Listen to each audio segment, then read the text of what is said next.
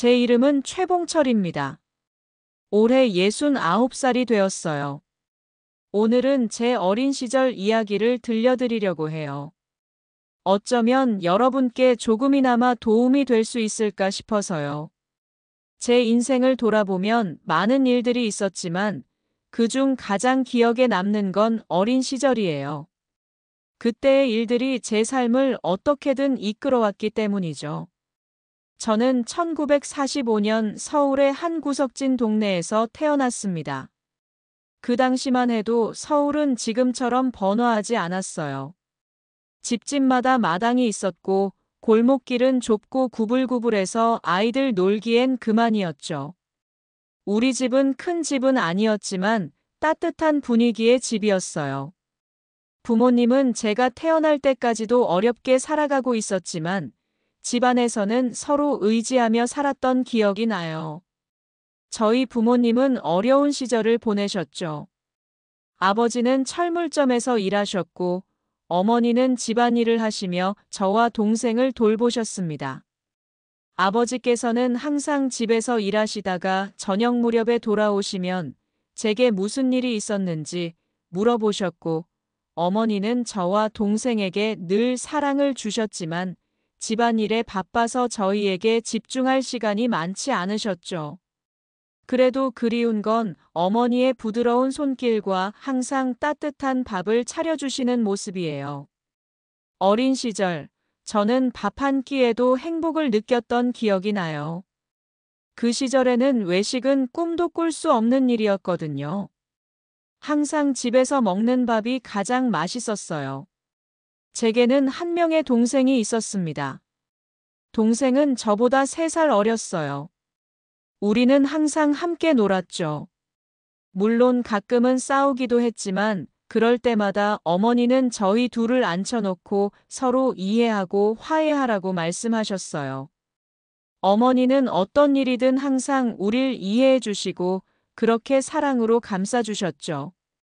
아버지는 그런 어머니를 바라보며 늘 고마워하셨던 것 같아요. 하지만 아버지와 어머니 사이에는 조금씩 틈이 있었던 것 같아요. 아버지는 항상 일만 하셨고 어머니는 집안을 돌보셨죠. 그렇게 어른들끼리 각자의 역할에 몰두하다 보니 저는 그저 하루하루를 살아가며 형식적인 사랑을 느끼고 있었습니다. 어린 시절 학교를 다닐 때는 부모님의 기대를 받기보다는 스스로 뭔가 해내야 한다는 부담감이 컸어요. 아버지는 넌 똑똑한 아이니까 잘해야 한다는 말을 자주 하셨지만 그 말은 언제나 압박처럼 느껴졌죠. 어머니는 항상 제 공부를 챙기셨지만 그때마다 잘해라는 말을 덧붙이시곤 했어요. 그런 부모님의 기대 속에서 자란 저는 다른 아이들과는 조금 다르게 느껴졌어요. 다른 아이들은 부모님과 함께 놀고 웃고 떠들며 시간을 보냈지만 저는 그런 시간을 갖기 어려웠어요. 대신 혼자서 시간을 보내는 일이 많았죠.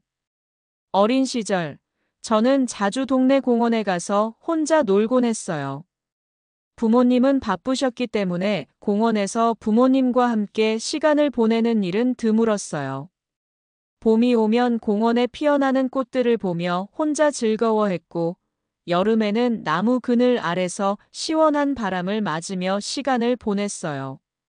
가을에는 낙엽을 밟으며 혼자 산책을 즐겼고, 겨울에는 눈이 내리는 모습을 보며 혼자 설레는 마음을 가졌죠. 그때마다 마음속으로는 부모님이 나와 함께 그 순간을 공유해 주기를 바랐어요. 하지만 그럴 일이 없었어요. 부모님은 항상 바빴기 때문에 저는 자연스럽게 혼자서 시간을 보내는 법을 배우게 되었죠. 저희 집은 항상 어렵게 살아가고 있었기 때문에 제게 용돈을 주시거나 특별한 선물을 주시는 일도 드물었어요. 하지만 어머니는 한 번씩 나를 위해 작은 간식을 준비해 주셨고, 그게 제겐 큰 기쁨이었어요. 어머니의 손길이 담긴 간식은 맛있고 따뜻했어요. 그 작은 일들이 제겐 큰 의미였죠. 어머니가 그때그때 제게 챙겨주는 따뜻한 밥이나 간식이 저에게는 세상에서 가장 소중한 것이었어요. 어릴 때 저는 자주 동네 친구들이랑 함께 뛰어놀았어요. 동네 친구들과는 싸움도 하고 웃기도 하며 시간을 보냈죠. 그 시절에는 특별히 뭔가 큰 사건이 있었던 건 아니지만 그때의 행복한 순간들이 지금까지 제 마음속에 남아 있어요. 우리는 부모님이 바빠서 집에 혼자 있는 일이 많았지만 친구들과 함께하는 시간은 항상 즐거웠어요. 동네 골목에서 뛰어놀고 때로는 낚시나 나무를 타며 시간을 보냈죠. 그렇게 제 어린 시절은 조금 외로웠지만 그 안에서도 소소한 행복을 찾으며 살아갔어요. 부모님께서 바쁘셨기 때문에 많은 사랑을 받지는 못했지만 그 대신 저는 그만큼 스스로의 힘으로 세상을 배우며 자라났어요. 제 어린 시절은 누구나 겪을 수 있는 평범한 시절이었지만 그때의 경험들이 지금까지 제게 영향을 미쳤던 것 같아요. 제 삶에서 가장 중요한 것은 결국 스스로의 힘으로 일어서는 것이었어요. 부모님의 사랑을 많이 받지 못했던 만큼 저는 스스로에게 더 많은 기대를 걸었고 그게 제 삶의 방식이 되었어요. 아내와의 만남은 제 인생에서 단연 중요한 순간이었습니다. 그 당시 저는 결혼에 대한 특별한 계획도 없었고 나름대로 자유로운 삶을 살아가고 있었죠.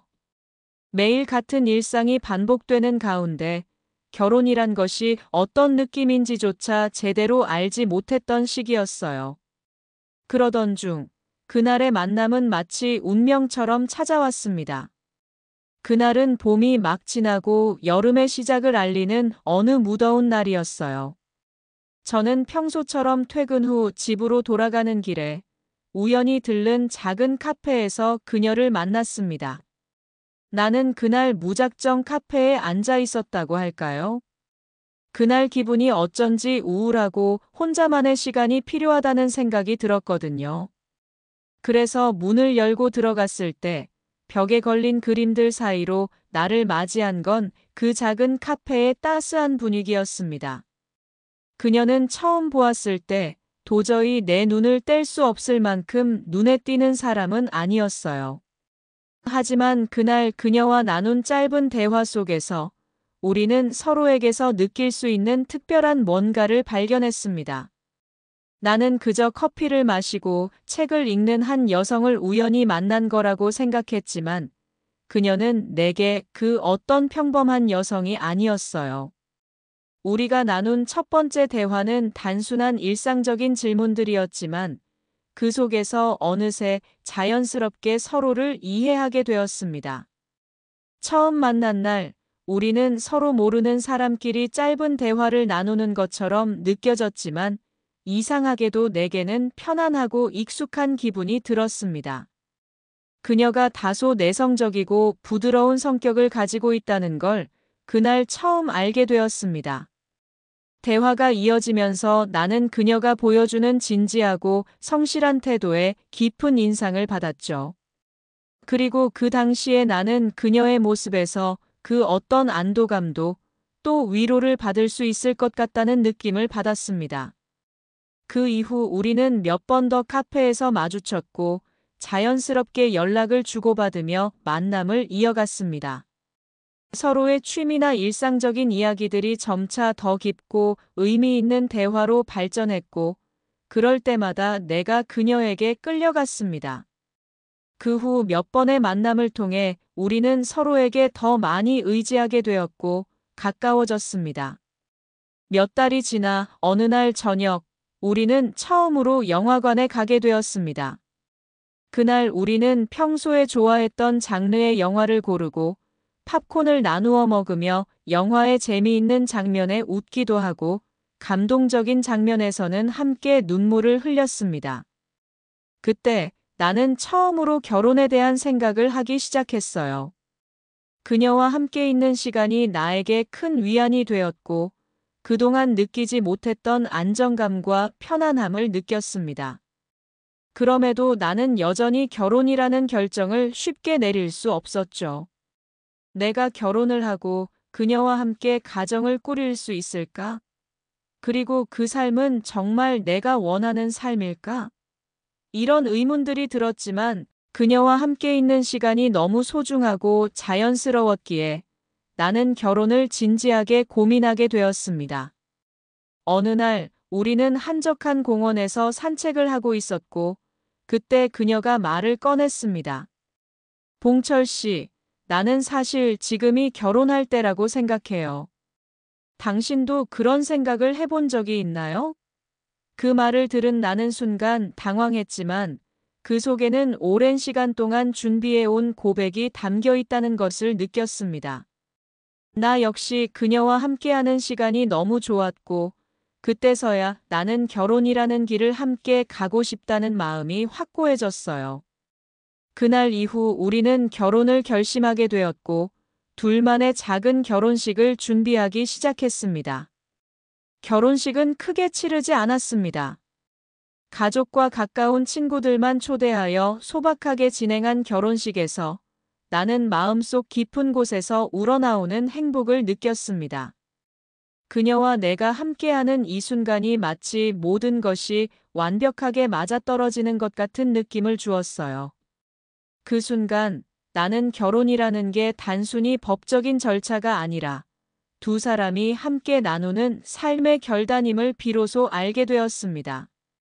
그 후 우리는 결혼 후에도 여전히 많은 대화를 나누며 서로의 가치를 존중하는 삶을 살았어요. 결혼을 통해 만난 그녀는 내게 단순한 아내가 아닌 내 인생의 동반자였고 그 누구보다 중요한 사람이었어요. 그렇게 우리는 결혼 후 매일같이 서로를 위해 작은 배려를 아끼지 않으며 행복한 일상을 보냈습니다. 결혼 후 몇 년 동안 우리는 서로에게서 많은 것을 배웠고 함께 웃고 함께 울며 서로의 삶에 깊숙이 얽혀갔습니다. 아내와 나는 결혼 후 어느 정도 시간이 흐른 뒤 아이를 갖기로 결심했습니다. 그 시점에서 나는 아버지가 되는 것이 어떤 의미인지를 정확히 알 수 없었지만 아내와 함께 가정을 꾸려가는 일에 대한 책임감을 강하게 느꼈습니다. 첫째 아이는 아들로 태어났습니다. 그는 내게 모든 것을 새롭게 보게 만들어준 존재였죠.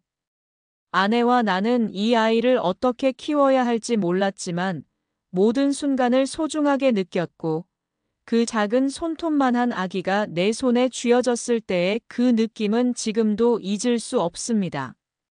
아내와 나는 처음으로 부모가 되는 감격에 빠졌습니다. 아이는 밤마다 울기도 했고 기저귀를 자주 갈아줘야 했지만 그런 어려움은 아내와 내가 함께 힘을 합쳐 극복할 수 있었습니다. 아내는 첫 아이를 낳고 나서 더욱 강하게 내게 다가왔습니다. 그 전까지는 서로의 삶을 존중하는 관계였다면 이제는 두 사람이 아닌 세 사람이 되어야 한다는 책임감이 생긴 거죠. 그녀는 아들의 모든 것을 세심하게 돌보며도 나는 직장에서 바쁘게 일하는 동안 아내는 모든 일을 혼자서 맡아 일 처리하며 가정을 지켜갔습니다. 아내가 얼마나 힘든 일을 겪었을지 생각하면 나는 지금도 가슴이 아픕니다. 첫 아이가 태어난 후 몇 년 동안은 정말 평범한 가정의 모습이었어요. 주말마다 가족과 함께 산책을 하고 아이가 커가는 모습을 지켜보며 아내와 함께 행복한 일상을 보냈습니다. 그러다 둘째 아이가 태어났습니다. 둘째는 딸이었어요. 그녀의 출생은 내게 또 다른 큰 기쁨을 주었고 이제 가족은 4명이 되었습니다. 아이들은 자라면서 서로 다르게 성장했지만 나는 그 둘 모두에게 동일한 사랑을 쏟았습니다. 아내는 딸을 돌보는데도 정성을 다하며 아이의 모든 변화에 기민하게 반응했죠. 두 아이를 키우면서 아내와 나는 자연스럽게 서로에게 의지하고 서로를 더 깊이 이해하게 되었습니다. 두 아이의 출생은 우리의 결혼 생활에 큰 의미를 부여한 순간들이었고, 그때마다 아내와 나는 더 깊은 사랑을 나누었습니다. 그러나 행복한 날들이 계속되지 않았습니다. 아내는 두 아이를 낳고 나서 몇 년이 지나면서 조금씩 몸이 쇠약해지기 시작했습니다. 처음에는 작은 불편함 정도였고 나는 그녀가 피곤해서 그런 거라 생각했어요. 하지만 점차 그녀는 늘 피곤해하고 몸이 나른해졌습니다.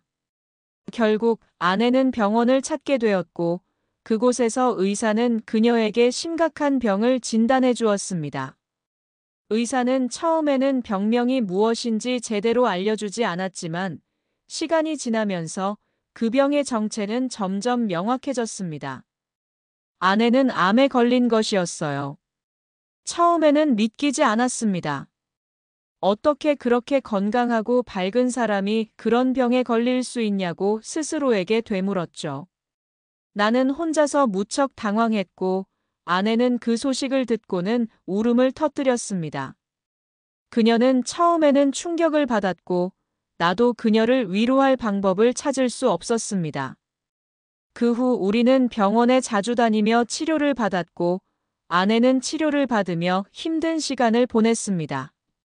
하지만 병은 점점 더 진행되었고 아내는 점차 쇠약해져 갔습니다. 그럼에도 불구하고 그녀는 아이들을 위해 그리고 내가 너무 슬퍼하지 않도록 용기를 내며 최선을 다해 버텼습니다.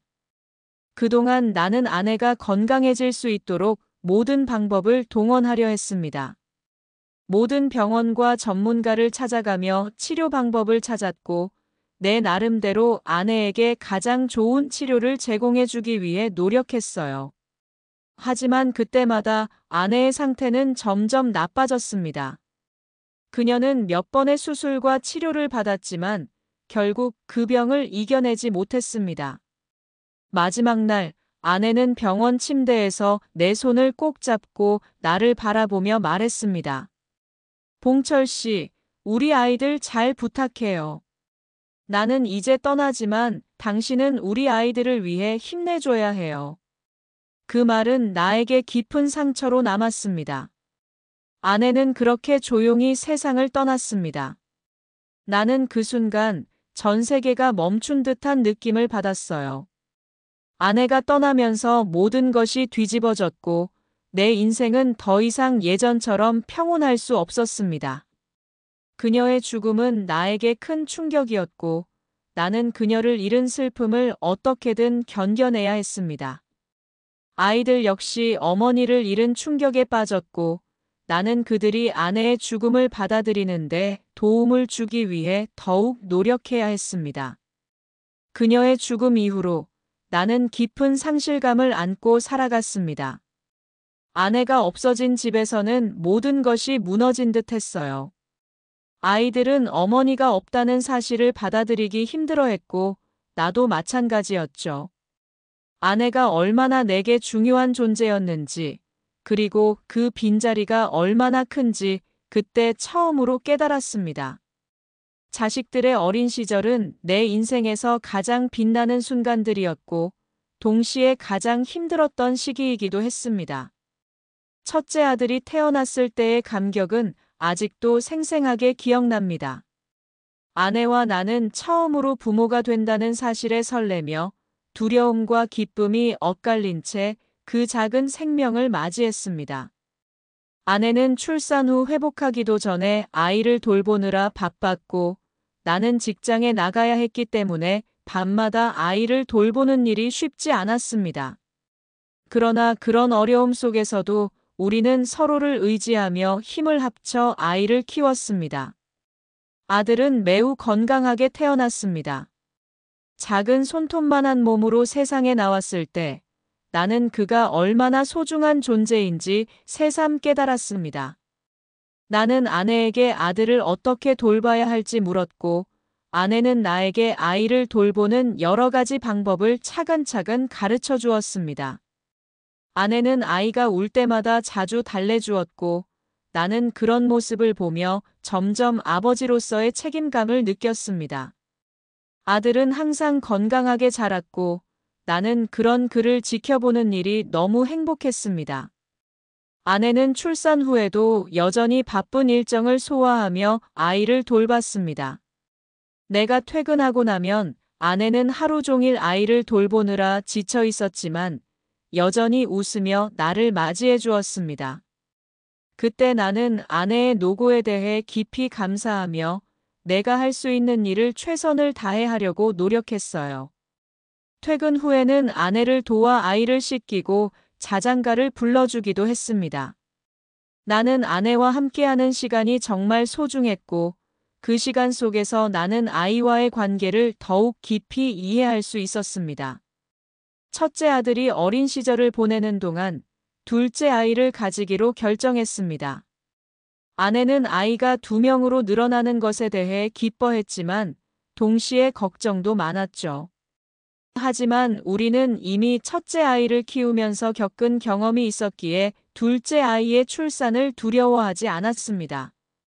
결국 둘째 아이는 딸로 태어났습니다. 딸은 첫째 아이보다 더 작고 연약해 보였지만 그녀도 건강하게 자랐습니다. 딸의 탄생은 우리 가정에 또 다른 기쁨을 가져왔고, 나는 첫째 아들뿐만 아니라 둘째 딸에게도 사랑을 아낌없이 주기 위해 노력했습니다. 아내는 둘째 아이를 낳고 나서도 첫째 아들을 잘 돌보며 동시에 둘째 딸도 세심하게 챙겼습니다. 나는 회사에서 일을 하느라 집에 자주 없었지만 아내는 언제나 나를 기다려 주었고 집안일을 다 챙기면서도 아이들을 사랑으로 돌봤습니다. 그 당시 나는 아내가 정말 대단한 사람이라는 것을 깨달았어요. 아이들을 키우면서 아내는 항상 아이들의 상태를 살피며 아이들이 건강하게 자라도록 모든 노력을 다했습니다. 내가 아무리 바빠도 집에 들어오면 아내는 항상 아이들의 모습을 보며 나에게 웃어주었고 나는 그런 아내의 모습이 고마웠습니다. 아이들이 자라면서 나는 점점 아빠로서의 역할이 중요하다는 것을 느끼게 되었습니다. 아이들에게 좋은 아빠가 되어야겠다는 생각이 들었죠. 그래서 나는 퇴근 후에도 집안일을 돕고 아이들과 놀아주려고 노력했습니다. 아이들이 자라면서 학습에 대한 관심도 커졌고 나는 그들을 학교에 보내는 일에 많은 신경을 썼습니다. 아내는 늘 아이들이 좋은 교육을 받을 수 있도록 마음을 다했으며 나는 그런 아내를 보며 점점 더 많은 감사를 느꼈습니다. 우리는 가끔 아이들에게 좋은 책을 사주거나 나들이를 가기도 했습니다. 아이들은 그런 일상 속에서 많이 자랐고 나는 그들의 성장을 지켜보며 뿌듯함을 느꼈습니다. 아이들이 어린 시절을 보내는 동안 우리는 여러 번의 어려운 순간을 맞이하기도 했습니다. 아이가 아프면 밤새도록 걱정했고 학교에서 문제가 생기면 어떻게 해결할지 몰라서 함께 고민했습니다.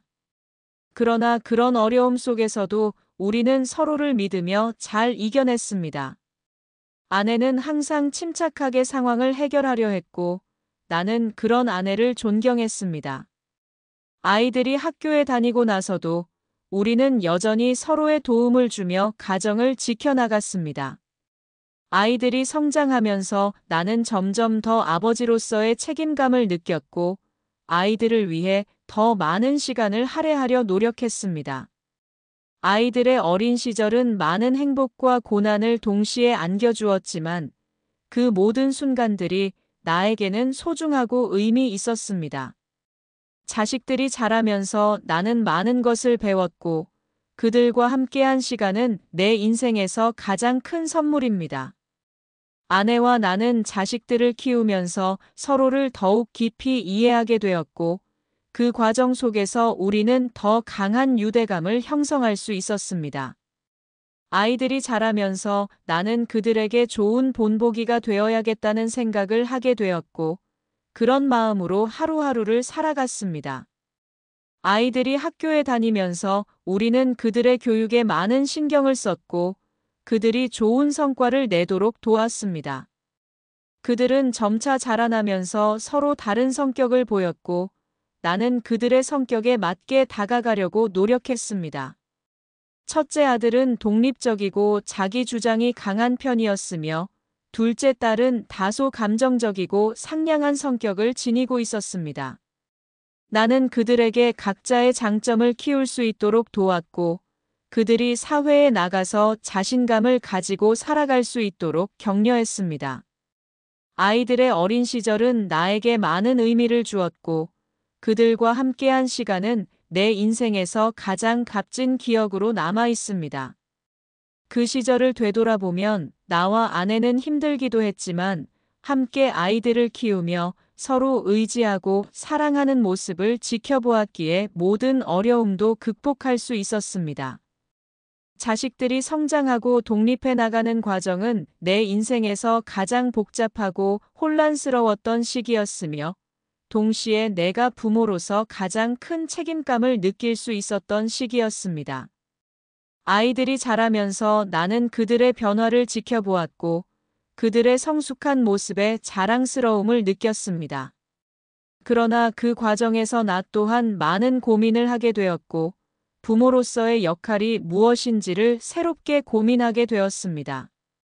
첫째 아들이 중학생이 되면서 나는 점점 그가 자아를 형성해가는 모습을 보았습니다. 이제는 예전처럼 나와 아내의 말에만 의존하는 것이 아니라 스스로 생각하고 결정을 내리는 모습이 자주 보였습니다. 처음에는 그가 조금씩 독립적으로 행동하는 것이 반가웠지만, 동시에 그가 자신만의 생각을 갖고 있기 때문에 나와 아내의 생각이 잘 통하지 않을 때도 있었습니다. 아들은 학교에서 친구들과의 관계에 점점 더 많은 시간을 할애하기 시작했고, 우리는 그와의 대화가 예전만큼 원활하지 않다는 사실을 느끼게 되었습니다. 그와의 대화에서 자주 나오는 주제는 친구들이었고, 무엇보다도 아들이 겪고 있는 사회적 변화에 대해 많이 염려스러웠습니다. 성격이 많이 바뀌었고 자신만의 의견을 내세우기 시작했으니, 이제는 예전처럼 아내와 나의 지도를 받기보다는 스스로 결정을 내리려는 모습을 보였습니다. 때때로 그와의 의견 충돌로 인해 내가 올바르게 대처하고 있는지 혼란스러울 때가 많았습니다. 아들은 자아가 확립되면서 자유를 더 갈망하는 모습을 보였고, 나는 그가 스스로 경험을 통해 배우는 것도 필요하다는 생각이 들었지만, 한편으로는 그가 너무 일찍 독립하려는 것은 아닌지 걱정되기도 했습니다. 둘째 딸은 아들과는 조금 다른 길을 걸었습니다. 아들은 항상 자신감을 가지고 외향적인 성격을 지녔다면, 둘째 딸은 내성적이고 조용한 성격을 가졌습니다. 딸은 항상 책을 좋아하고 새로운 사람과의 교류보다는 내면적인 성장을 더 중요하게 생각하는 아이였습니다. 그래서 딸과의 대화는 비교적 편안했지만, 그만큼 딸이 성장하면서 외부와의 교류가 부족한 것을 나는 걱정하게 되었습니다. 딸이 자라면서 친구를 사귀는 일이 쉬워 보이지 않았고, 그런 딸의 모습이 내게는 늘 마음에 걸렸습니다. 나는 딸에게 좀 더 외향적인 성격을 가질 수 있도록 도와주고 싶었고, 그녀가 자신감을 가질 수 있도록 이끌어주고 싶었습니다. 그러나 딸은 나의 걱정과 달리 자신만의 길을 가기 시작했습니다. 어느 날 딸이 학교에서 상을 받았다는 이야기를 들었을 때, 나는 그동안 딸에게 너무 많은 기대를 했다는 것을 깨달았습니다. 딸은 남들과의 경쟁보다는 자신만의 기준을 갖고 꾸준히 노력하며 성공을 거두었던 것입니다. 나는 딸이 내면의 성장을 추구하며 성숙해가는 모습을 보고 그녀의 길을 지지해야겠다는 생각을 하게 되었습니다.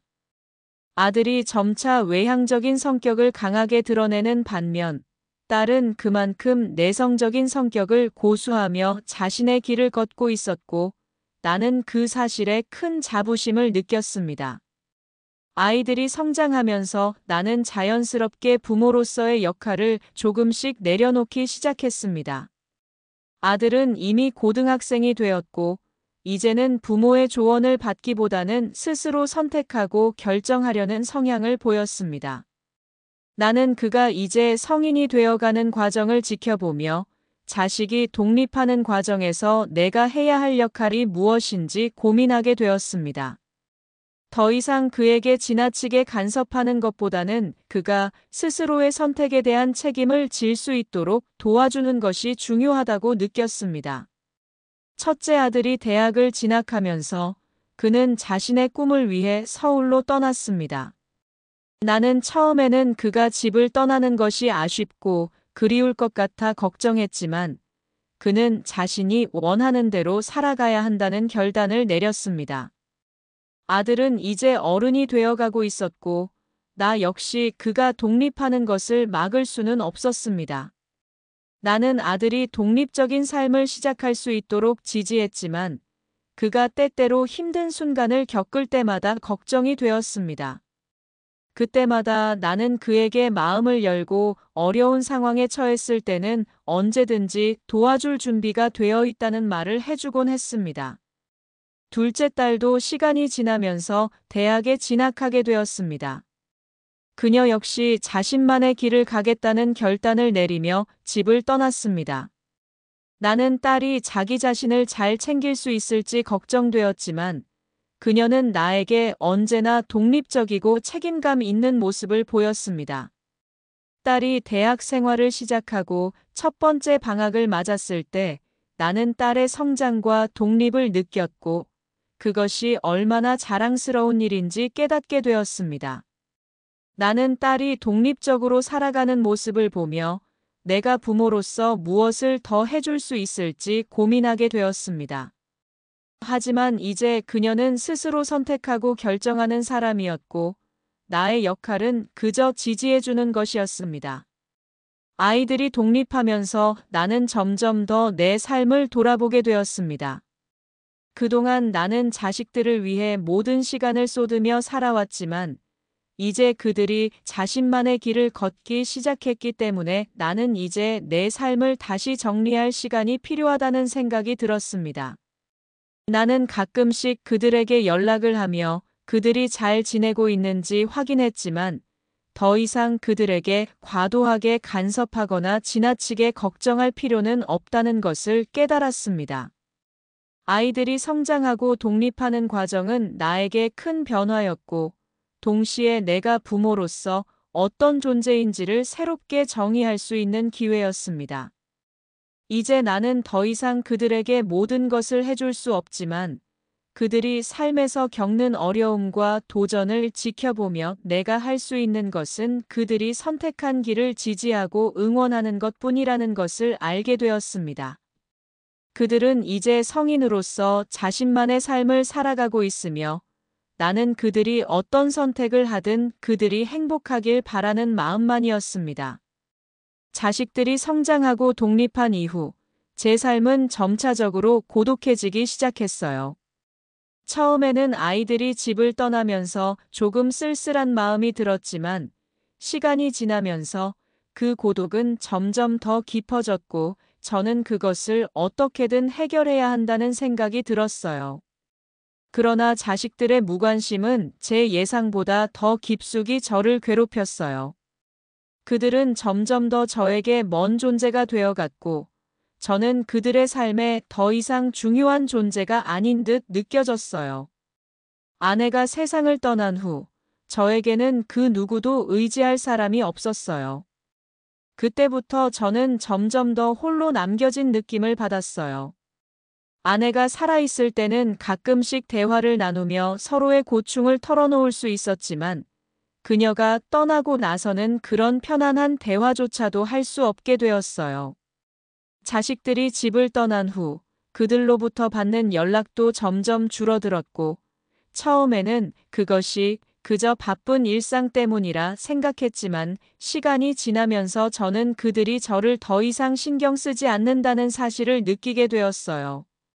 아들은 대학을 다니며 서울로 갔고 딸은 결혼 후 자신의 가정을 꾸리며 어느새 저는 그들로부터 점점 멀어졌어요. 아들은 여전히 제가 필요한 순간에 전화나 연락을 해주었지만 그 전화는 언제나 일상적인 것이었고 그 안에는 저에게 특별히 관심을 기울이려는 마음은 느껴지지 않았어요. 딸은 결혼 후 더 이상 자주 연락을 주지 않았어요.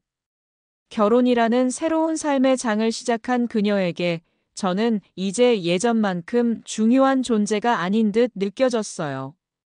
처음에는 그저 자식들이 바쁘고 각자의 삶에 몰두한 결과라고 생각했지만 그럴수록 저는 점점 더 그들로부터 멀어져 갔어요. 아내가 떠난 후 저는 고독을 참을 수 없어서 몇 번이나 그들에게 연락을 시도했어요. 아들에게는 잘 지내고 있느냐는 간단한 전화와 메시지를 보내고 딸에게도 가끔씩 안부를 물었어요. 그러나 그들의 대답은 점점 더 간단해졌고 그들의 목소리 속에서 저에 대한 관심은 점점 더 줄어들었어요. 제가 더 이상 그들의 삶에 중요한 존재가 아니었음을 느끼기 시작한 순간이었어요. 그때부터 저는 내 고독을 피할 수 없다는 사실을 받아들여야 했어요. 매일 아침 일어나면 아무도 제 옆에 없고 집은 정막만 가득했어요. 아내가 없어진 후 집은 더욱 쓸쓸해졌어요. 점심과 저녁도 혼자서 먹어야 했고 TV를 켜도 아무도 저와 이야기를 나누지 않았어요. 예전에는 아내와 함께 앉아 저녁을 먹고 아이들과 함께 웃고 떠드는 시간이 많았지만 지금은 그 모든 것이 사라지고 말았어요. 저는 하루하루를 혼자 보냈고 그 시간이 길어질수록 고독의 깊이는 더욱 짙어졌어요. 자식들이 저를 무시하는 것이 아닐까? 아니면 그들이 저를 필요로 하지 않게 된 것일까? 저는 계속해서 그런 의문에 사로잡혔어요. 그들이 결혼하고 각자의 가정을 이루면서 저는 그들의 삶에서 점차 더 멀어졌다는 사실을 인정하지 않을 수 없었어요. 그들은 더 이상 제 조언이나 도움이 필요 없었고 저는 그저 그들의 삶에서 배경이 되어버린 느낌이었어요. 아내가 떠난 후 저는 점점 더 외로움을 느꼈어요. 하지만 그 외로움을 달래기 위해서는 제 자식들이 조금만 더 신경을 써주기를 바라는 마음이 강해졌어요. 어느 날 저는 우연히 딸과 전화를 하게 되었어요. 그녀는 여전히 바쁘게 살아가고 있었고 저는 그녀에게 잘 지내냐는 질문을 했지만 그녀는 너무 간단한 대답만을 내놓았어요. 그때 저는 내 마음속에서 그들이 저에게 더 이상 기대지 않으려는 의지가 강해지고 있다는 사실을 실감했어요. 제가 그들에게 가질 수 있는 존재감은 이제 예전만큼 크지 않다는 것을 뼈저리게 느꼈어요. 자식들은 이제 자신들의 삶을 꾸려가고 있었고 그들 사이에서 저는 점점 더 먼 사람이 되어갔어요. 그때부터 저는 더욱 고독을 느꼈어요. 친구들이나 이웃들과의 관계도 있었지만 그것은 여전히 집에 있을 때 느끼는 외로움과는 달리 일시적인 것에 지나지 않았어요.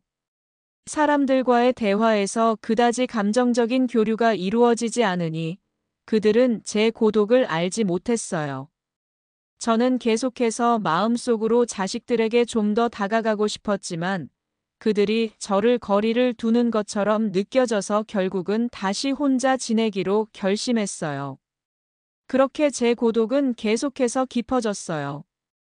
아내가 떠나고 자식들은 독립을 하면서 저는 점점 더 외로워졌고 그 외로움은 저에게 점점 더 커져만 갔어요. 자식들이 저를 필요로 하지 않으며 저는 이제 그들에게 아무런 영향을 미칠 수 없는 존재가 되어버린 듯 했어요. 그런 상황에서 저는 점점 더 자식들에게 연락을 하지 않게 되었고, 내 마음속에서 그들이 저를 생각할 시간조차 없다는 사실을 받아들이게 되었어요. 이제 저는 그저 과거의 기억 속에서만 살아가는 존재가 되었다고 느꼈어요. 병원에 누워있던 나는 정말로 이 세상이 끝날 수도 있다는 생각이 들었어요. 물론 처음에는 자식들에게 전할까 말까 고민을 많이 했어요. 나이가 들면서 여러 가지 일이 있었고 그런 생각을 하면서도 혼자만의 고통을 지켜보고 싶기도 했어요. 하지만 그날 내 몸에 나타난 증상은 더 이상 무시할 수 있는 수준이 아니었어요. 차라리 자식들에게 전해서 자식들이 나를 돌봐줬으면 하는 마음도 들었죠. 처음엔 내 상황이 그저 조금의 불편함에 지나지 않을 것 같았어요. 하지만 시간이 지나면서 증상이 점점 더 심해졌고 어느 순간 나는 완전히 몸을 가누지 못할 지경이 되었어요. 너무나 허약해져서 일어나기도 힘들었고 병원에 가서 검사를 받으니 의사들은 나에게 심각한 병이 있다고 하더군요. 그때는 정말로 이 세상과의 작별을 준비해야 한다는 생각이 들었어요. 무엇보다 가장 큰 충격은 내가 홀로 이 상황을 겪고 있다는 사실이었죠. 그 순간 나는 자식들에게 전화해야겠다는 결정을 내렸어요. 그동안 자식들에게 많이 미안했어요. 자식들이 나와 더 이상 가까운 관계를 유지하지 않는다고 느꼈고, 자식들이 바쁘고 각자의 삶에 집중하고 있다는 것을 알았기 때문에 연락을 자주 하지 않았죠. 그런데 이젠 아무리 생각해도 이대로 혼자 떠날 수는 없겠다는 마음이 들었어요. 제일 먼저 떠오른 것은 아들, 그 다음은 딸이었어요. 자식들에게 무슨 일이 생기기 전에 내 상태를 알려야겠다고 결심했어요. 먼저 아들에게 전화를 했어요. 내 목소리가 약간 떨리긴 했지만 이젠 자식들에게 내 상태를 말하지 않으면 안 된다는 생각이 들어서 용기를 냈죠. 아들, 내가 아픈 것 같아서 병원에 가봤는데 의사 말로는 조금 심각하대. 나 혼자서는 이 상황을 견디기가 힘들 것 같아서 자식들에게 말하려고 했어. 잠시 침묵이 흘렀고 아들은 갑자기 나를 걱정하는 목소리로 물었어요. 정말 큰일이에요, 아빠. 어떻게 할까요? 지금 당장 서울로 가겠습니다.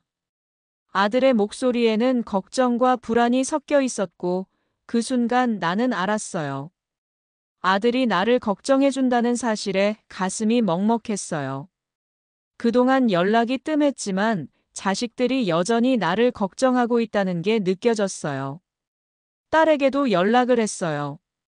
딸은 결혼 후 나와의 연락이 많이 줄어들었고 항상 바쁘다는 이유로 나에게 자주 연락을 하지 않았어요. 그런데 이번에는 그 소식을 전해야만 했죠. 딸 역시 나의 말을 듣고 놀랐어요. 아빠, 정말이세요? 왜 이렇게 갑자기 그러세요? 저 지금 당장 갈게요. 아빠 혼자 두면 안 되죠. 자식들은 다 자리를 떠서 내가 있는 병원으로 오겠다고 했어요. 그리고 자식들이 정말로 오기 시작했을 때 나는 자식들이 내가 아프다는 소식을 듣고 이렇게 찾아와 준다는 사실에 마음이 복잡했어요. 그동안 자주 연락하지 못한 걸 미안해하는 마음도 있었고 자식들이 나를 잊지 않았다는 사실에 한편으로는 안도감이 들었어요. 오랜만에 나를 걱정하는 자식들의 목소리를 들으니 마음이 따뜻해졌어요. 몇 시간 후 아들과 딸은 병원에서 내 상태를 점검한 후 다시 집으로 돌아갔어요. 자식들은 나에게 약속했어요. 앞으로 자주 연락을 주고받고 내게 더 신경 써준다고 말했어요. 나는 자식들의 말에 고개를 끄덕였어요. 비록 내가 고독을 느끼는 시간이 많았지만 자식들이 나를 잊지 않고 있다는 사실에 안도할 수 있었어요. 자식들이 나를 다시 찾았다는 것만으로도 내가 살아가는 힘이 된 것 같았어요. 그날 밤 나는 다시 혼자 병원 침대에 누워 있었어요. 자식들이 떠나고 나면 다시 혼자가 될 것이라고 생각하니 여전히 고독감은 있었지만 자식들이 찾아와 준 일만큼은 큰 위로가 되었어요. 자식들이 나를 찾아온 이후 처음에는 나도 모르게 마음속 깊은 곳에서 위로와 안도감을 느꼈어요. 아들, 딸이 내 병을 걱정하고 자주 연락을 하겠다고 약속해 주었을 때 나는 그들의 진심을 믿고 싶었어요. 오랜만에 느껴본 그들의 따뜻한 관심에 나는 마음을 열었어요. 그러나 그 관심은 오래가지 않았어요. 몇 주가 지나자 그들의 태도는 점차적으로 달라졌고 나는 또다시 실망을 겪게 되었어요. 자식들이 나에게 관심을 가져주는 것은 처음에는 진심으로 느껴졌어요. 아들은 평소보다 자주 연락을 했고, 딸도 바쁜 일정을 쪼개어 가끔씩 전화를 걸었어요. 그때 나는 그들이 이제는 나에게 관심을 기울이려는 마음을 가졌다고 생각했어요. 하지만 시간이 지나면서 그들의 연락은 점점 줄어들었고, 예전처럼 내 삶에서 소외된 느낌을 받기 시작했어요. 그들이 나에게 준 약속은 시간이 지나면서 무색해졌고, 나는 다시 혼자서 이 고독한 시간을 보내야 한다는 사실을 받아들여야 했어요. 특히 아들에게서 연락이 줄어든 것이 가장 큰 충격이었어요. 처음에는 아들이 자주 전화하며 내 상태를 물어보았지만, 어느 순간부터 그 전화는 짧고 형식적인 대화로 변해버렸어요. 잘 지내고 있죠? 라는 간단한 인사말과 함께 그저 안부만 묻고 끊어버리는 통화가 반복되었어요. 나는 그가 내게 더 이상 관심을 가지지 않는다는 사실을 뼈저리게 느끼기 시작했어요. 그가 내 병을 걱정하는 마음은 더 이상 없고, 이제는 나의 존재가 그의 일상에 별로 영향을 미치지 않는 것 같았어요. 딸은 아들보다는 조금 더 자주 연락을 했어요. 그러나 그녀도 예전처럼 자주 찾아오거나 시간을 내주는 일은 거의 없었어요. 그녀는 여전히 바쁘다는 이유로 나에게 시간을 내주는 것이 어려운 것 같았어요. 나를 돌봐주겠다고 했던 약속은 시간이 흐르면서 점점 더 흐릿해졌어요. 처음에는 진심이었지만 어느 순간 그녀도 내 고통을 덜어줄 만큼의 시간을 보내지 않게 되었어요. 그리고 나는 그것을 아무리 이해하려 해도 마음속에서 고통과 실망이 쌓여만 갔어요. 그럴수록 나는 자식들에게 점점 더 실망하게 되었어요. 자식들이 나를 찾아왔을 때 그들의 마음은 진심으로 느껴졌지만 시간이 지나면서 그들은 점점 바쁘다는 이유로 나를 소홀히 대하기 시작했어요. 나는 그들에게 더 이상 중요한 존재가 아닌 것처럼 느껴졌고, 그들에게 보내는 내 마음은 점점 더 고독하게만 느껴졌어요. 자식들이 바쁘다고 할지라도 나는 그들이 나에게 보내는 시간과 관심이 너무 적다고 느꼈어요. 나를 아끼고 사랑한다고 말했던 그들의 태도가 점차 바뀌면서 나는 그들의 진심을 의심하게 되었어요. 내가 병상에 누워 있을 때 자식들은 그만큼 시간을 내주지 않았어요. 나는 자식들이 내게 더 많은 시간을 할애하고 내 곁에 있어 주기를 바랐지만 그들의 마음은 점점 더 멀어졌어요. 결국 나는 자식들이 나를 떠나고 있다는 사실을 인정해야 했어요. 그들은 이제 나보다 더 중요한 일이 많았고 나는 그들의 일상 속에서 점차 사라져갔어요. 그리고 나는 다시 혼자가 되었어요.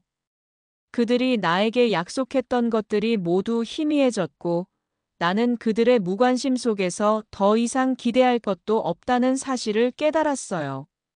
나는 이제 자식들에게 더 이상 무엇을 기대하지 않기로 결심했어요. 그들이 나에게 보여준 태도는 이제 더 이상 내게 상처로 다가왔고 나는 그들이 나를 생각할 때 내가 그들에게 어떻게 보일지에 대해 더 이상 상관하지 않게 되었어요.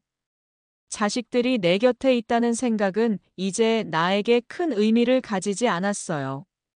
그들은 나에게 더 이상 중요한 존재가 아니었어요. 내가 느낀 실망감은 시간이 갈수록 더 커져갔어요.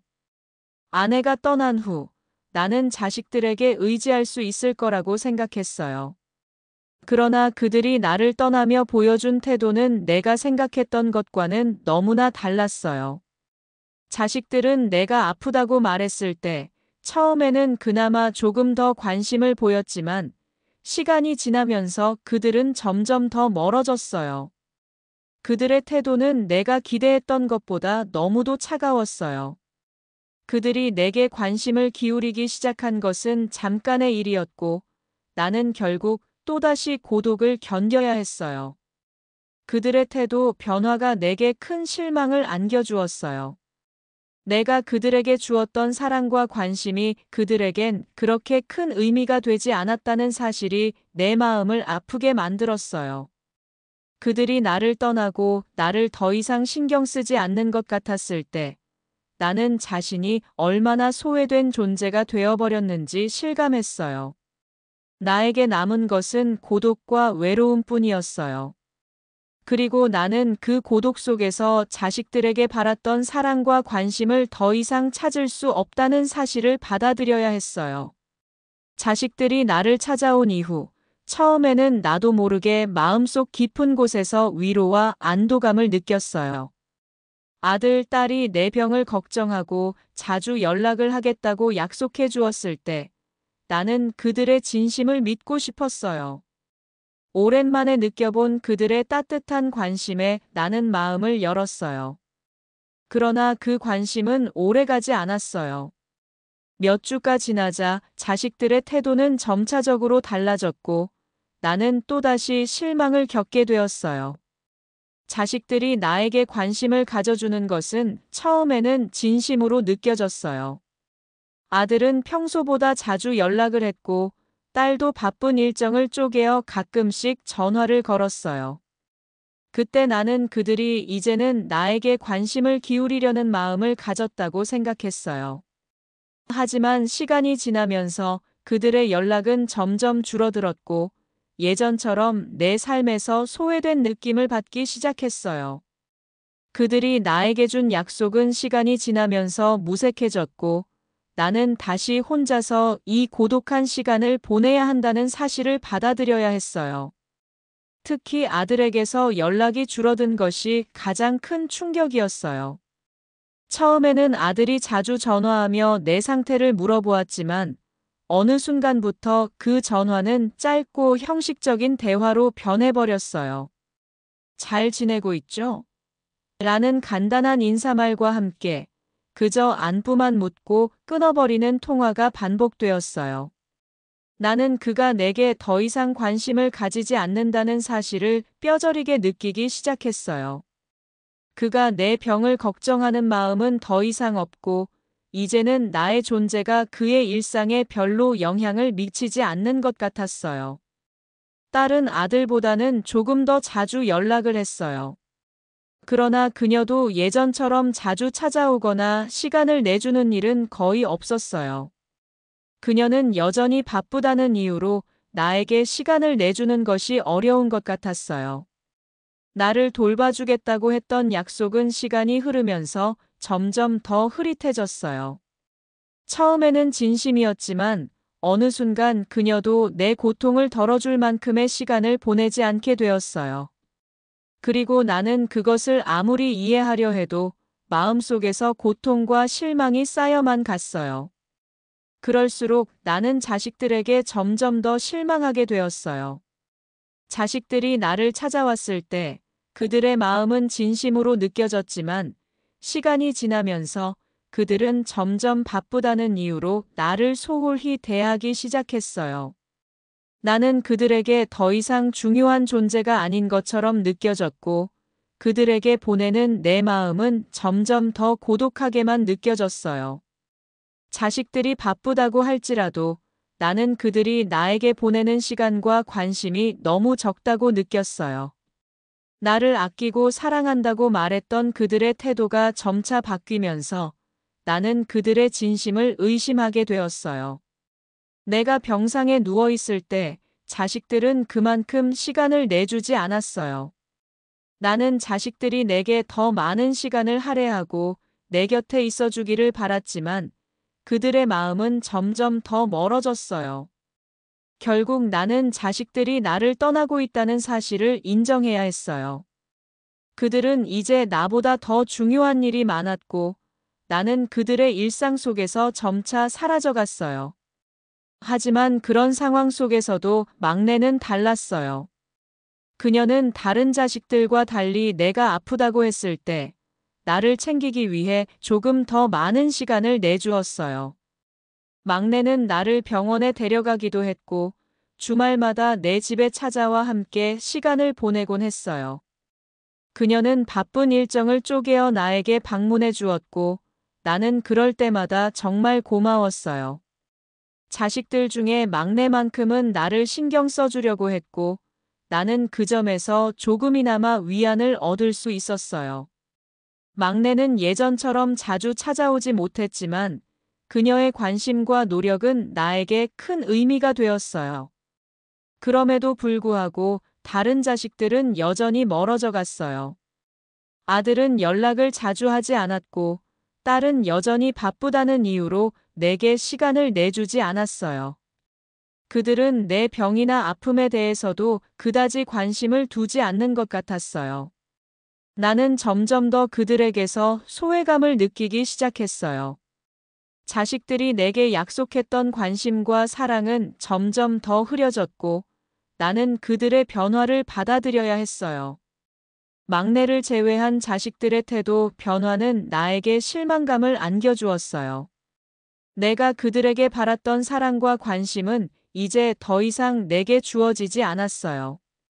그런데도 막내는 여전히 내게 신경을 써주었어요. 나는 그녀가 나를 떠나지 않고 나를 돌보려는 모습을 보면서 마음속 깊은 곳에서 위로를 얻을 수 있었어요. 하지만 그 위로는 언제까지 지속될지 알 수 없었어요. 막내도 결국 시간이 지나면서 바쁘게 될 것이고, 그때 나의 고독은 다시 깊어질 것이라고 느꼈어요. 자식들이 나에게 보여준 태도 변화 속에서 나는 나의 고독이 점점 더 깊어지고 있다는 사실을 깨닫게 되었어요. 결국 자식들 중에서 나를 가장 많이 챙겨준 사람은 막내였어요. 그녀는 나에게 조금이라도 더 많은 시간을 보내려고 했고 나는 그 마음에 감사함을 느꼈어요. 하지만 그 외의 자식들의 태도 변화는 내 마음을 아프게 만들었어요. 자식들이 나를 떠나면서 나는 점점 더 고독해졌고 그 고독은 깊어져만 갔어요. 장남과의 관계는 시간이 지날수록 점점 더 냉담해졌어요. 예전에는 우리가 서로 신뢰하고 의지할 수 있는 관계였어요. 그러나 시간이 지나면서 특히 내가 아프게 된 후 아들의 태도는 점점 더 멀어졌고 결국 우리는 서로를 모르는 사람처럼 느껴지게 되었어요. 그런 변화가 처음에는 조금씩 일어났지만 결국은 내가 아들의 차가운 반응을 눈치챌 때까지 우리가 얼마나 멀어진 것인지를 알게 되었어요. 아들은 항상 바쁘다고 했어요. 그의 말은 처음에는 합리적으로 들렸어요. 가족이 늘 바쁘고 각자의 삶을 살다 보면 그럴 수 있다고 생각했죠. 하지만 시간이 지나면서 나는 그 바쁜 일정이 나에게 점점 더 중요한 의미를 지니게 된다는 것을 깨달았어요. 아내가 떠나고 나서 나는 고독한 시간을 보내고 있었어요. 자식들, 특히 아들은 내가 필요할 때 곁에 있어줘야 한다고 느꼈어요. 하지만 그는 점점 내게 멀어졌고, 그럴수록 나는 그의 무심함이 더욱 아프게 느껴졌어요. 아들이 처음 나에게 냉담하게 반응한 순간은 내가 입원했을 때였어요. 병원에 누워 있었을 때 나는 내게 필요한 게 많다는 걸 느꼈어요. 자식들에게 기댈 수 있을 거라는 기대감이 있었지만 그 기대는 이내 실망으로 바뀌었어요. 아들은 한 번도 직접 병원에 오지 않았고 전화나 메시지로 간단한 안부를 물어보았어요. 처음에는 그가 바쁘다는 이유로 이해하려 했어요. 그러나 시간이 지나면서 나는 그가 더 이상 나에게 관심을 가지지 않는다는 사실을 깨닫게 되었어요. 그가 나를 찾아온다는 약속을 몇 번이나 했지만 결국 그는 그 약속을 지키지 않았어요. 아들은 말로는 아버지, 괜찮으세요? 라며 가끔씩 안부를 물어보았지만 그 안부는 그저 형식적인 말에 불과했어요. 내 병이 아무리 심각하더라도 그는 나에게 실질적인 관심을 기울이지 않았어요. 내가 필요할 때, 내가 고통을 겪고 있을 때 그의 태도는 차갑고 무심했어요. 나는 그때 내가 아들에게 더 이상 중요한 존재가 아니었다는 사실을 확실히 느꼈어요. 그 후 나는 아들에게 전화할 때마다 점점 더 차가운 반응을 느꼈어요. 그가 나에게 할 말이 있는 듯한 느낌은 들지 않았어요. 괜찮아요? 잘 지내고 있죠? 라는 말만 할 뿐, 더 이상 나의 상태를 걱정하는 것 같지 않았어요. 점점 그는 내게 중요한 존재가 아니었어요. 그가 나에게 보여준 관심은 더 이상 깊지 않았고, 나는 그 사실을 인정해야 했어요. 내가 아무리 그에게 다가가려고 해도 그는 그만큼 나에게 다가오지 않았어요. 그때부터 나는 내가 더 이상 아들과의 관계를 유지할 수 없다는 걸 받아들이기 시작했어요. 아들과 나는 이제 서로 다른 세상에 살고 있는 두 사람이 되어버렸어요. 아들이 나에게 차갑게 반응할 때마다 나는 점점 더 그와의 관계가 끊어졌다는 사실을 실감했어요. 그가 나에게 보여준 태도는 결국 내가 그를 다시 찾을 수 없는 깊은 골짜기 속에 내던져 놓은 것 같았어요. 나는 아들과의 관계가 과거의 것처럼 돌아갈 수 없다는 것을 알게 되었어요. 그리고 결국 아들과의 관계는 완전히 끊어졌어요. 그는 더 이상 나에게 연락하지 않았고 나는 그에게 더 이상 기대하지 않게 되었어요. 자식들이 나를 떠난 후 나는 그들 중에서 아무도 나에게 진정으로 다가오는 사람이 없다는 사실을 받아들여야 했어요. 아들과의 관계는 나에게 큰 상처를 남겼고 그 상처는 쉽게 치유되지 않았어요. 그가 나를 다시 찾아오지 않으면 나는 그와의 관계를 더 이상 생각할 수 없다고 느꼈어요. 나는 결국 내 고독을 받아들이며 내 삶을 혼자서 살아가기로 결심했어요. 아들이 나에게 냉담하게 반응하며 다시 남이 되어버린 그 순간 나는 더 이상 그에게 기대하지 않게 되었어요.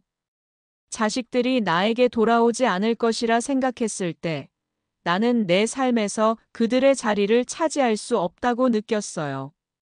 그들에게 기대할 수 없는 만큼 나는 내 고독을 더욱 깊게 느끼게 되었고 아들과의 관계는 결국 끝나버렸어요. 막내는 나에게 예상치 못한 감정의 변화를 가져왔어요. 내가 아프다는 소식을 듣고 가장 먼저 나를 찾아온 자식은 막내였어요. 그는 다른 형제들처럼 멀리 떨어져 있지 않았고 항상 가까운 곳에서 살고 있었지만 내가 아프다고 말해도 여전히 소식이 없을 거라 생각했어요. 그런데 그가 나를 돌보겠다고 나선 것은 나에게 큰 충격이었어요. 처음 막내가 나를 돌보겠다고 결심했을 때 나는 그가 그냥 일시적인 동정심에서 그런 말을 한 것일지도 모른다고 생각했어요. 그러나 그는 진심으로 나를 돌보기 시작했어요.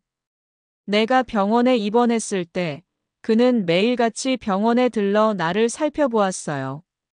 그가 내게 하는 말마다 진심이 담겨 있는 것 같았고 그의 행동에서 나는 그동안 느껴본 적 없는 따뜻함을 느꼈어요.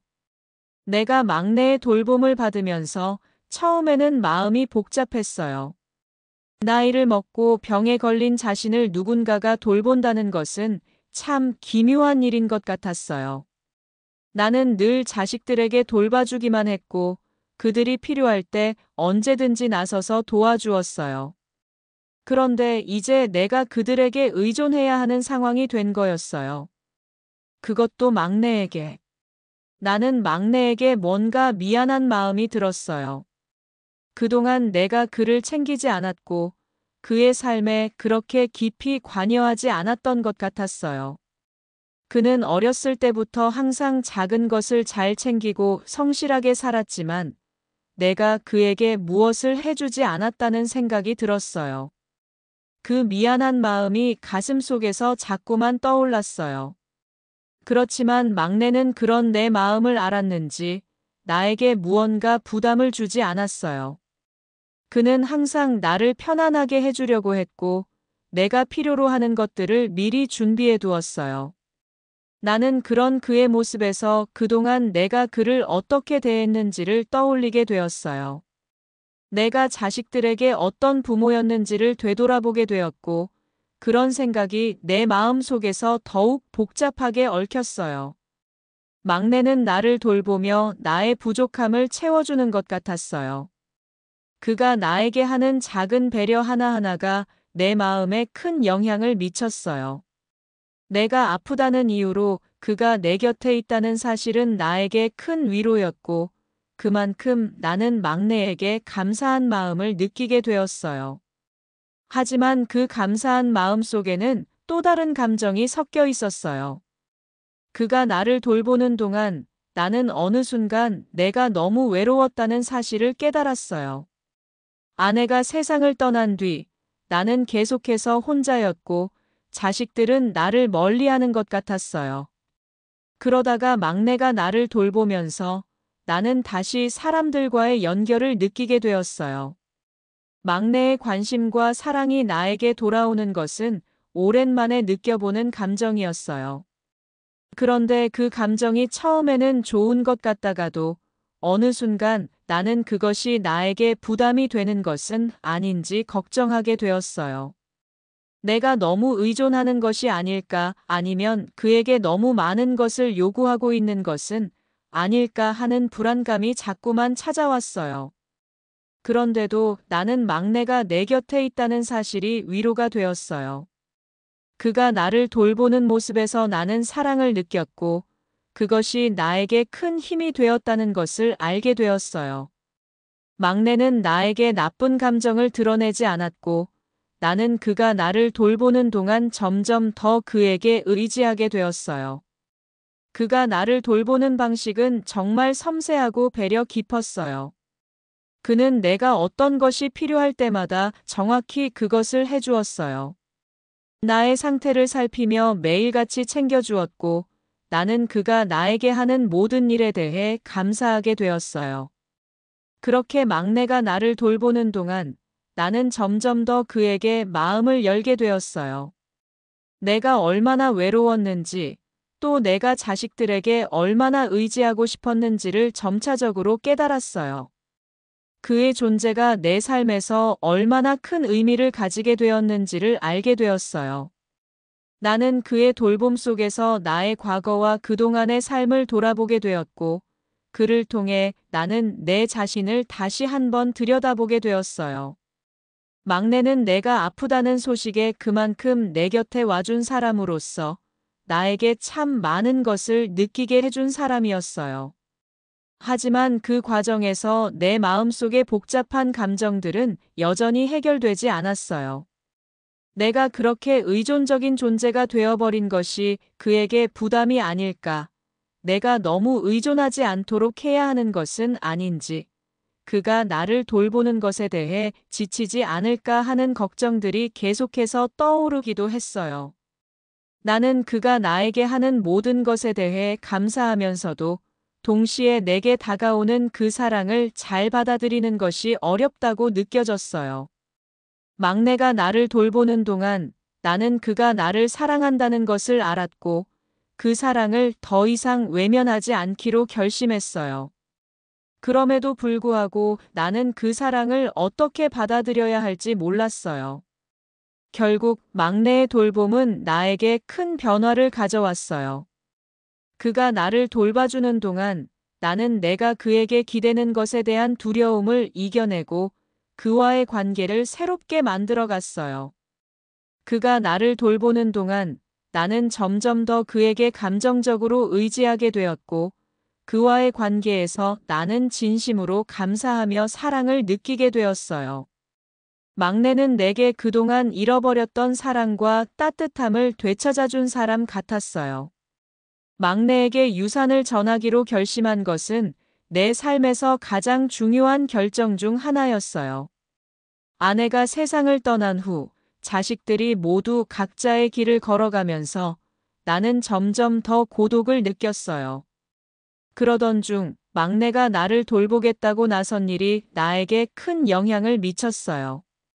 그는 정말로 나를 챙기고 내가 아프다는 사실에 누구보다 빠르게 반응하며 나를 돌봤어요.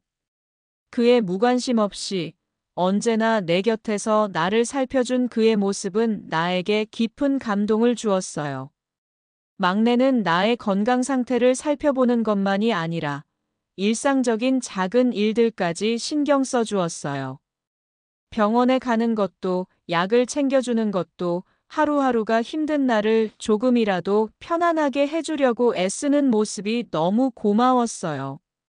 그동안 자식들에게 공평하게 나누어 주기로 결심한 것이었지만 나는 막내에게 더 많은 것을 주고 싶은 마음이 컸어요. 나의 마지막 순간까지 곁을 지키며 나를 돌봐주었기 때문에 그의 헌신에 대한 보답을 해주고 싶었어요. 자식들이 모두 어른이 되어 각자의 길을 가면서 나는 그들의 삶에 더 이상 큰 영향을 미치지 못한다는 것을 알게 되었어요. 그리고 내가 떠난 후에도 막내는 나의 빈자리를 채워줄 사람이라는 생각이 들었어요. 그 결심은 단순한 경제적인 문제뿐만 아니라 감정적인 문제에서도 중요한 선택이었어요. 나는 유산을 어떻게 나누어 줄까 고민하면서 결국 내가 가장 많이 의지했던 사람에게 더 많은 것을 주기로 했어요.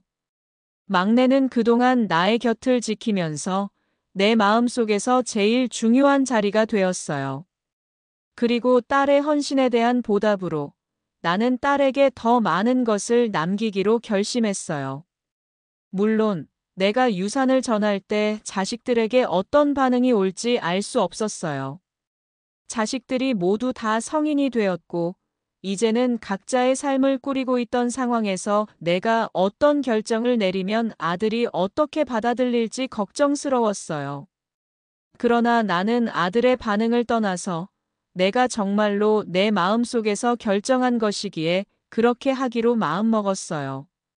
막내에게 유산을 전하기로 결심한 후 나는 직접 이야기하기로 했어요. 그는 나를 돌보는 것만으로도 이미 많은 것을 했기에 유산에 대해서도 부담을 주지 않으려 했어요. 그러나 결국 내가 전달하고 싶은 것이 유산만이 아니라 내 마음이었다는 것을 깨달았어요. 나는 사랑과 헌신에 감사하며 나의 삶을 그에게 물려주고 싶었어요. 그래서 결국 유산에 대한 이야기를 꺼내게 되었어요. 너는 나를 돌봐주었으니까 나의 모든 것을 너에게 주고 싶어. 라고 나는 그에게 말을 했어요. 그가 처음에는 놀라면서도 그것을 고마워하며 받아들였어요. 그는 나에게 이렇게 말했어요. 아버지, 제가 뭘 받는다고요? 제게 더 중요한 건 아버지가 잘 지내는 거예요. 그 말에 나는 더욱 고마운 마음이 들었어요. 하지만 나는 그에게 내가 주고 싶은 것을 내 마음을 전할 수 있는 방법으로 유산을 남기기로 결심했어요. 막내는 내 마음을 알았을 거예요. 그가 내게 보여준 헌신과 사랑은 물질로는 측정할 수 없을 만큼 크고 그에 대한 보답을 물질로 하는 것은 사실 부족한 일이지만 나는 그에게 내가 가질 수 있는 모든 것을 남기기로 했어요. 그리고 내가 떠난 후에도 그가 행복할 수 있도록 그가 삶의 부담을 덜 수 있도록 돕고 싶었어요. 결국 나는 유산을 막내에게 전하기로 마음을 굳혔어요. 나는 자식들이 나를 떠나면서 느꼈던 고독과 슬픔을 극복하는데 큰 도움이 되었고, 이제는 남길 수 있는 것이 그만큼 중요한 의미를 갖게 되었어요. 나는 막내에게 유산을 넘기기로 결심한 이유는 나를 끝까지 돌봐준 사랑과 그동안의 헌신에 대한 보답이었어요. 그리고 내가 그에게 물려줄 수 있는 가장 큰 것이 그것이라는 생각이 들었어요. 유산을 넘기기로 한 결심은 내 마음속에서 단순히 물질적인 것 이상으로 막내에게 주고 싶은 사랑과 감사의 표현이었어요. 나에게 보여준 모든 것에 대한 고마움을 담아서 나는 그에게 내 삶의 일부를 남기기로 했어요. 그리고 나는 그의 행복을 진심으로 바랐어요. 어느 날 밤, 나는 침대에 누워서 딸에게 이렇게 말했어요. 이제 내가 떠날 때가 되었다는 걸 느껴. 딸은 내가 말한 그 순간 곧바로 내 손을 잡고 눈물을 흘렸어요. 아빠, 제발 가지 마세요. 저는 아직 아빠랑 더 많은 시간을 보내고 싶어요. 그녀의 말에 나는 미소를 지으며 답했어요. 내가 잘 살아가면 나는 괜찮아. 너에게 내가 남긴 것들이 조금이라도 도움이 되기를 바란다.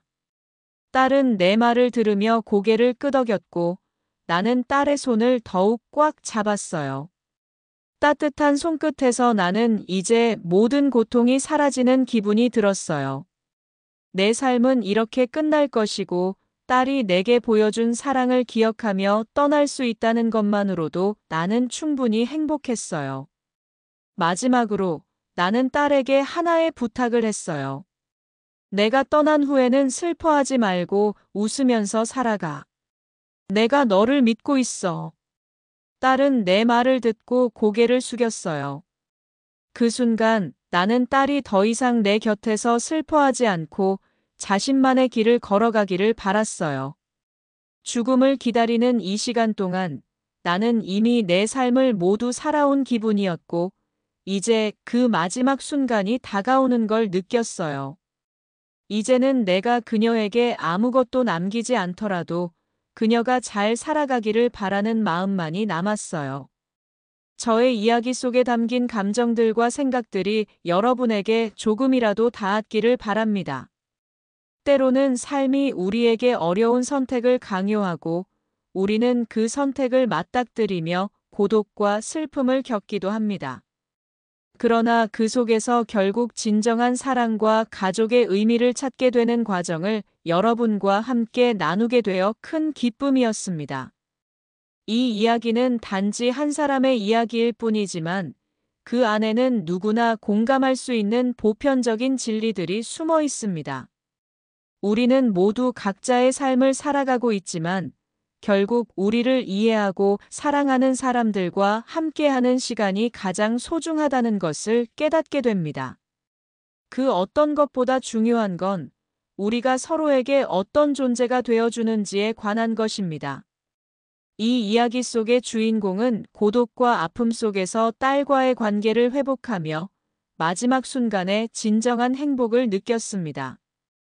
이런 이야기들이 여러분에게 조금이라도 위로가 되기를 바라고 여러분의 삶에도 진정한 사랑과 관계의 의미가 가득하길 기원합니다. 제가 전달하고자 했던 메시지는 결코 복잡하거나 거창한 것이 아니었습니다. 단순히 삶을 살아가면서 우리가 가질 수 있는 가장 큰 선물은 사람들과의 소중한 관계라는 것이었습니다. 그 관계 속에서 우리는 진정으로 행복을 느끼고 고통을 이겨낼 수 있습니다. 주인공이 딸과의 관계를 회복하며 느낀 감정은 바로 그런 감정이었을 것입니다.